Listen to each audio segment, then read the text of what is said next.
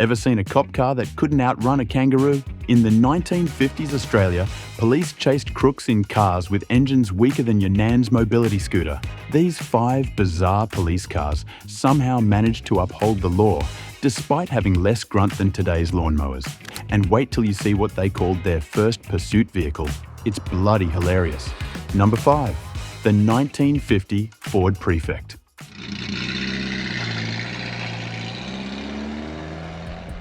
Ever wondered what happens when you give a police officer the automotive equivalent of a tin can on wheels?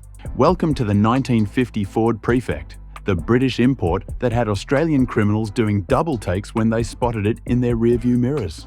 The Prefect wasn't just small, it was tiny. Picture this, a 1,172cc side valve engine pumping out a measly 30 horsepower. That's not a typo, folks. Modern lawnmowers have more grunt. This pint-sized peculiarity took an agonizing 24 seconds to reach 50 miles per hour, which meant any criminal with a standard family sedan could literally outrun the law without breaking a sweat. But here's the kicker. Despite being comically underpowered, these miniature motors became a common sight in urban police departments across Australia in the early 1950s. Queensland and Victorian police forces particularly embraced these bantamweight Brits for city patrol duties. Officers had to get creative, developing elaborate systems of roadblocks and strategic patrol routes to compensate for their vehicles' profound lack of acceleration. The Prefect did have one saving grace: its diminutive dimensions. At just over 12 feet long and 5 feet wide, it could squeeze through narrow laneways and navigate tight city streets where larger vehicles would be hopelessly stuck. This made it surprisingly effective for policing Australia's older inner-city areas with their colonial-era street layouts. What made driving these mini-cruisers even more challenging was the infamous crash gearbox. Unlike modern synchronized transmissions, these required perfect timing and the art of double clutching, skills that became mandatory parts of police driver training. One retired officer recalled, "You'd be chasing someone and grinding gears like you were making sausages. Half the time the crooks got away simply because we couldn't get the bloody thing into second gear." Number 4. The 1953 FJ Holden. As grinding gears echoed across police stations nationwide, a revolution was quietly taking shape in Australian factories. The 1953 FJ Holden wasn't just the first homegrown police vehicle, it was the moment Australian criminals realised they couldn't simply outrun a car built specifically for the harsh conditions they were trying to escape through. The FJ arrived at a pivotal moment in Australia's automotive history. For decades, police had relied exclusively on imports that weren't designed with our unique landscape in mind. The FJ changed everything. Equipped with a 2.2-litre grey motor, producing a modest 60 horsepower, it wasn't winning any drag races, but it offered something far more valuable: reliability where it mattered most. Rural police departments quickly embraced the FJ for outback patrols. In remote areas where the nearest backup might be hundreds of kilometres away, officers needed something they could count on. The FJ's simple mechanical design became its greatest strength. When something went wrong, repairs could be made with basic tools and minimal technical knowledge. One former New South Wales highway patrolman noted, "You could fix almost anything on an FJ with fencing wire and pliers if you had to." What truly set the FJ apart was its dual identity in Australian culture. It was simultaneously the trusted family car that took Australians on their first road trips and the respected police vehicle that maintained order on those same highways. This created an unusual connection between civilians and law enforcement. When an FJ police car pulled you over, it felt almost like being caught by a trusted family member. The FJ's column-shift 3-speed manual transmission became legendary among police drivers. Unlike the crash gearboxes in earlier vehicles, the FJ's transmission was smoother, but required a certain finesse. Officers developed what became known as the Holden touch, a specific feeling for the clutch and shift pattern that became part of police training and folklore. Number 3. The 1956 Ford Mainline Ute. The Holden touch might have been legendary, but what came next was a vehicular contradiction that became the unexpected hero of rural Australian policing.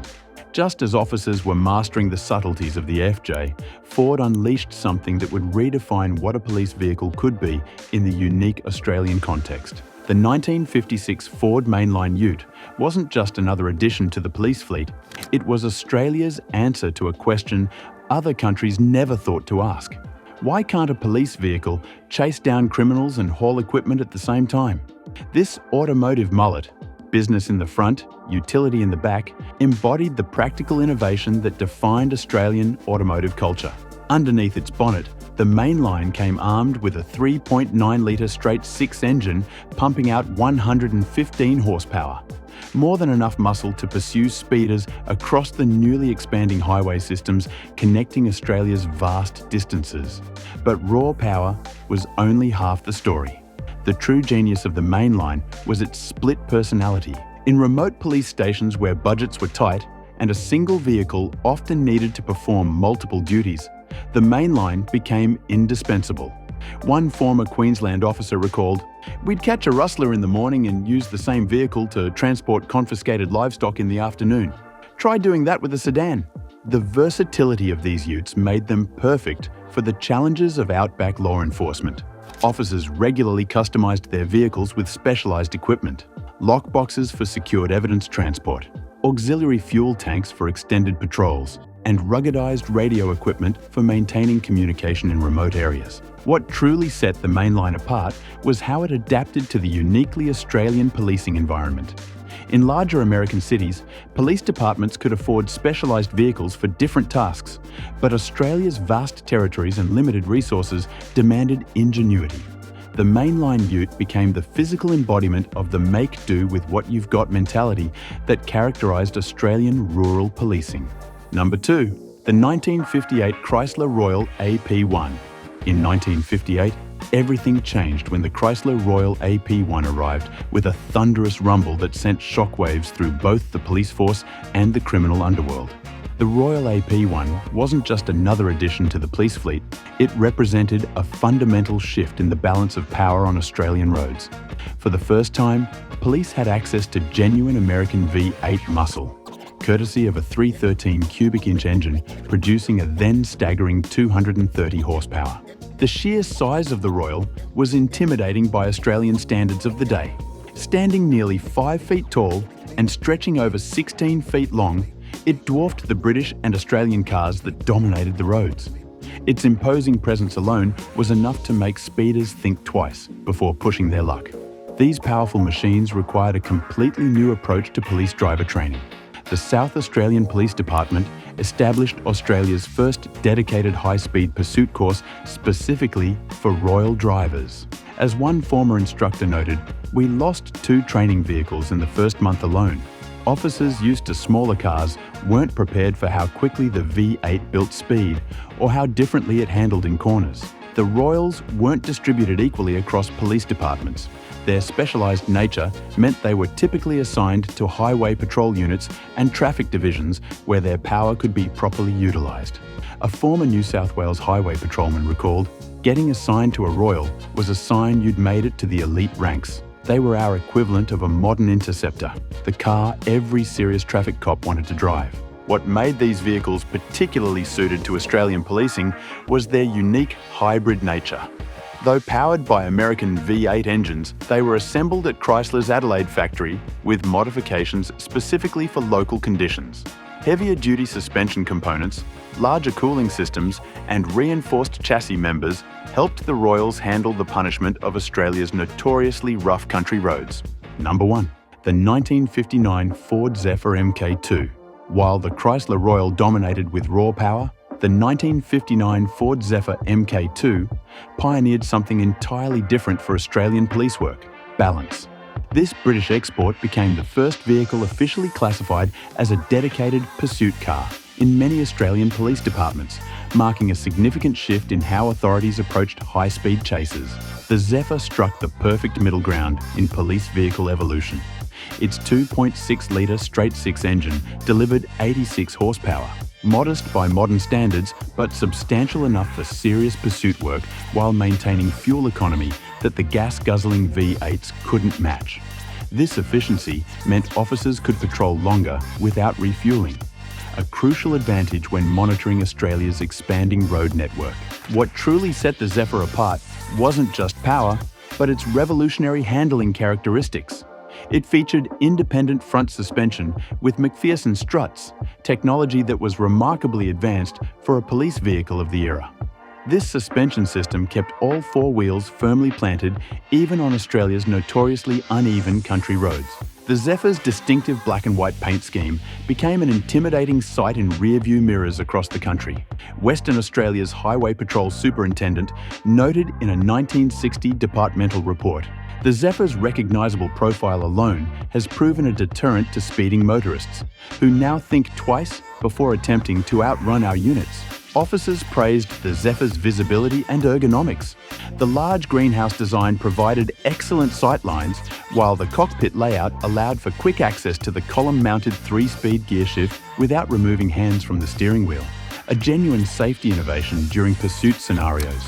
Unlike previous police vehicles that were essentially standard cars with a siren bolted on, the Zephyr received specific police modifications directly from Ford's assembly line in Geelong.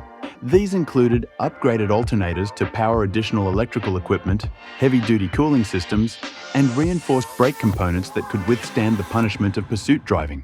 So there you have it, the remarkable transformation of Australia's police vehicles in just one decade. From the wheezing Ford Prefect that criminals could outrun on a bicycle, to the purpose-built pursuit vehicles that finally gave officers the upper hand on our sprawling highways. It's a uniquely Australian story, isn't it? While American cops were driving massive V8 sedans, our boys in blue were making do with whatever they could get their hands on, modifying British imports and creating ingenious solutions like pursuit utes to police a country larger than most European nations combined. These vintage patrol cars represent more than just old metal. They tell the story of Australian policing adapting to our harsh environment with typical no-nonsense practicality. They remind us that before the high-tech interceptors and highway patrol commodores, there were officers double-clutching tiny prefects through city streets and nursing FJs across the outback with nothing but determination and a pair of pliers. If you enjoyed this trip down memory lane, hit subscribe for more classic automotive history, and drop a comment telling me which of these classic cop cars you'd most want to take for a spin. Just promise to return it without any dents. Until next time, enthusiasts.